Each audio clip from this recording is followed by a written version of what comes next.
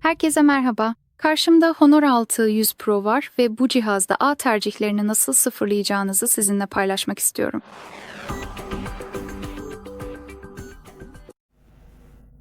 Öncelikle ayarları açarak başlayalım ve burada en aşağıya kadar kaydırıp sistem ve güncellemeleri bulmanız gerekiyor. Sonra sıfırlaya dokunalım ve gördüğünüz gibi tam ortada aradığımız seçeneği bulduk. Yani sadece ağ ayarlarını sıfırlaya dokunun. Burada onaylamak için ağ ayarlarını sıfırlaya dokunun.